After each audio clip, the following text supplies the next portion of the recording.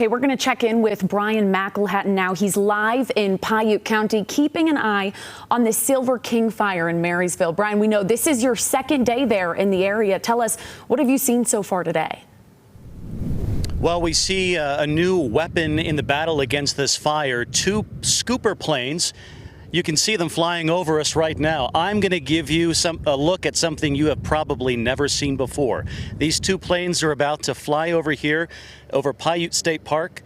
They're going to skim the top of the reservoir. They're going to scoop up a bunch of water. So, Wes, I don't know how long of a leash you have on your camera here, but as soon as they fly around that corner, why don't we come over here and watch them dip into the lake? Sarah, as we watch those planes come over, I can tell you this acreage of the fire now, 11,290 acres. That was as of this morning. We have probably seen spread since then because of the winds. The winds have been strong here, gusts of 30 miles an hour or so, and that has propelled the flames forward. Alana mentioned a little bit about that in her weather segment. We can tell you that the wind will take those embers and send them forward a half mile or more and start a new little fire that firefighters then have to put out.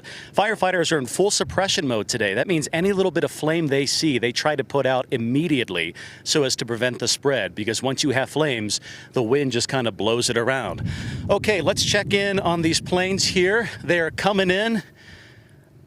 They're coming in closer to the water now, and Wes is on a little bit of a short leash on his cable here, but you can see some trees here in the water. You're going to see the plane here in a moment coming in to scoop, and then it's really going to come into a shot.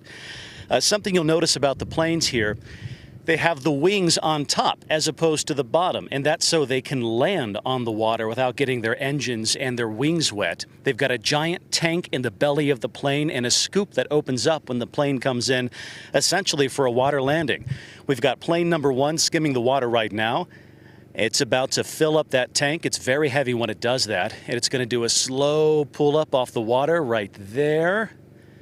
It's going to take that water, and it's going to send it back over the fire, dump it there, and come back for more. We have been watching this for a number of hours now, and it shows you how serious the firefighters are. They called in these planes today, and it's been remarkable to watch them work. There were two of them here. We only had 3 helicopters yesterday. So as the fire has grown in size, Sarah, we have seen more resources come. Additional firefighters are on scene today, and still no mandatory evacuations. That is the good news, and that's thanks to the firefighters. Now, as we watch these planes scoop up the water and take off again, I can tell you that the Fishlake National Forest is closed. If you're coming here to hike or to fish or to ride your side-by-side, you can't do that, and that's for the foreseeable future. In fact, earlier today, I spoke to a gentleman who runs kind of a roadside rest stop here. A lot of four-wheelers come and stop for a rest there.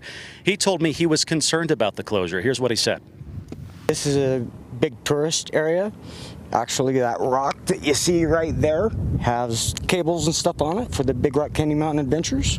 There's normally people going up and down here all the time. So for them to close the trail, for them to close the forest, I'm sure it's really going to have an impact on the area, because there's a lot of people that just come here for the recreation and the trails.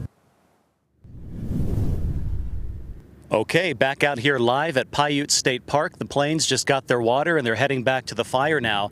It's very active, Sarah, and I'll tell you what, the firefighters are working very hard to get these flames under control. But with these winds we're seeing today, it's a very tough battle, and we do expect more fire growth overnight.